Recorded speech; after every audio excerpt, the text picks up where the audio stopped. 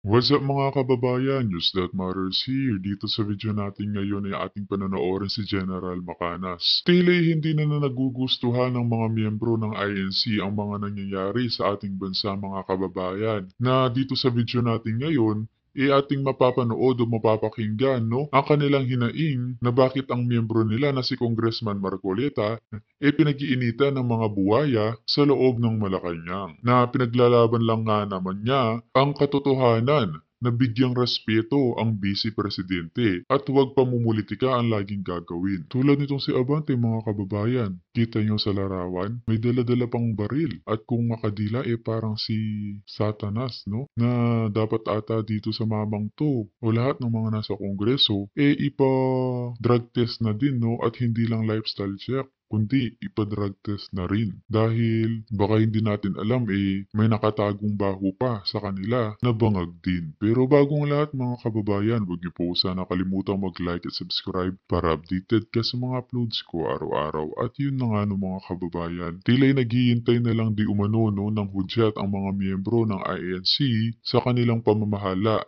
na kung anong dapat gawin ngayong ganito na nga ang nangyayari sa usaping politika. Dagdag pa rito na inaayawan din nila ang charter change o term extension nga ng mga buwaya dahil alam nila na walang magandang dulot ito sa mahabang panahon, lalo na kung ganito ang mga naluluklok na bangag na nga magnanakaw pa.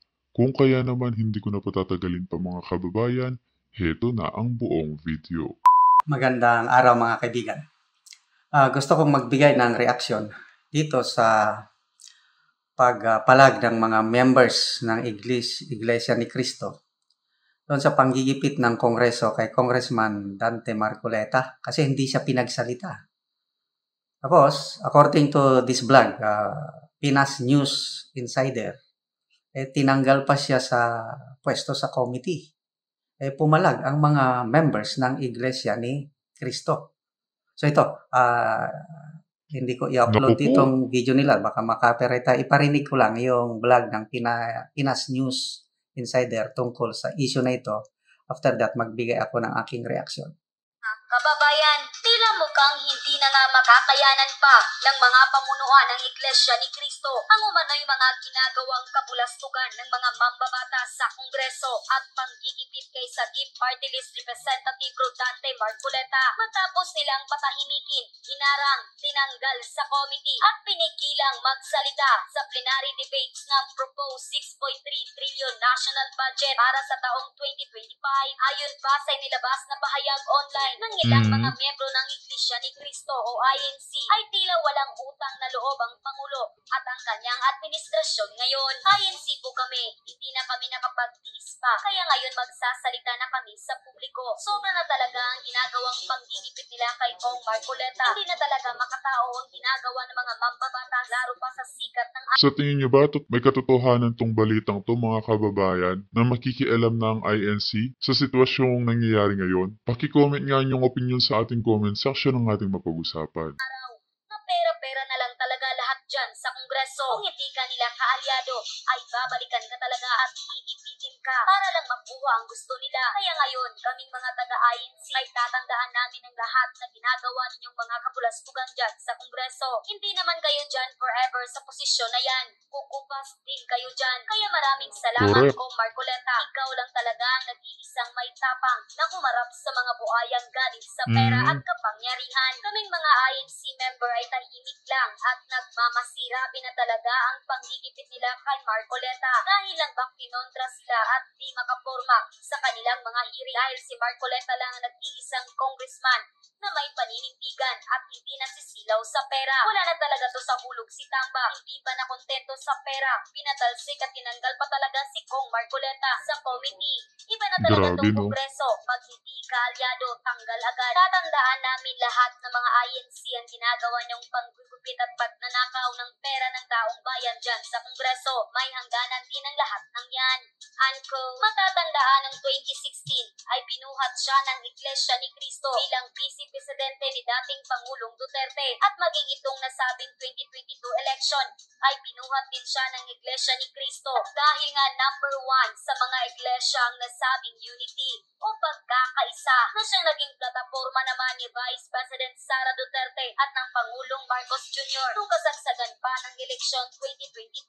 Ayon pa sa marami sa ating mga kababayan at INC member na bakit tila binabastos umano ng Marcos administration at ng ilang mga mambabatas itong si Congressman Marcoleta. Ayon pa sa mga taga-INC at marami sa ating mga kababayan ay tila hindi ito katanggap-tanggap. Kaya naman ngayon, matapos ang panggigipit at pagtanggal nila kay Kong Marcoleta ay nagkasundo na ng lubusan at nag-usap pa at sabay humarap sa plenary debate ng Kongreso. Well, alam ko, ang kanilang tagapamahala pa rin ang masusunod, no? Na kung may basbas o walang basbas, na makikialam sila sa usaping politika. Kaya siguro maghintay-hintay na lang tayo sa kanilang update. Sina Congressman Rodante Marcoleta at Vice President Sara Duterte dahil nga pareho sila ng pinaglalaban at para sa tama, gaya di umano ng mga buayang mambabatas sa Kongreso na para lang sa pera ang pinaglalaban at ganit pa sa kapangyarihan. Kaya hindi naman mapigilan na magbigay ng kanilang hinaing at komento online ang well-known and veteran political commentator.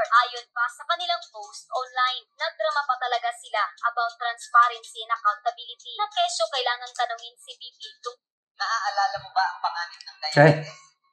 Meron kaming simpleng at walang sakit na solusyon. Drama pa talaga sila about So, ako talagang saludo kay Congressman Marcoleta. Nakakatuwang panoorin yung pagdepensa niya kay VP Sara. Kasi sinisingle out siya. Yung halos hindi makasagot si Madam Chair, si Congresswoman Kimbo, yung time-honored tradition ng Kongreso na yung budget ng Office of the President at Office of the Vice President, ano na lang yan, ilang minutes lang yan, pasado na. Yun po yung tradisyon ng Kongreso. So, napakaganda yung interpellation ni Congressman Marcoleta na bakit pinapatagal? Bakit hindi na ino-honor yung tradisyon na yun? Bakit isinasalang sa hot chair ang dami pang mga repetitos, ang daming tanong kay VP Sara sa budget na ano? Alam naman natin, klaro na gusto nila talagang ipin down si VP Sara. Yung tinatanong nila na confidential funds, 2022 pa yun. Hindi naman yung pinag-uusapan dahil 2025 budget yung ano, but these are all part of politics at magpasalamat tayo at may Congressman Marcoleta na lumalaban para sa tama. Correct. Ito, yung pinaka-latest, yung Kaya wika nga ng taong bayan humabol na sa pagkasenado itong si Congressman Marcoleta nang dalhin ng mga taga-suporta ng mga Duterte. plenary doon na sa 6.3 trillion budget na ipresenta, gustong magsalita si Kong Marcoleta hindi pinagsalita. Pinigilan. So, walang nagawa. Ang nag-iisang congressman natin na may paninindigan, wala, napigilan. So, yun na po. Nagre-react na ang mga members ng Iglesia ni Cristo. So, tandaan namin, no? Anyway, malapit na naman ang election at tingnan natin kung ano kasi napakalaking bagay itong black voting ng Iglesia ni Cristo.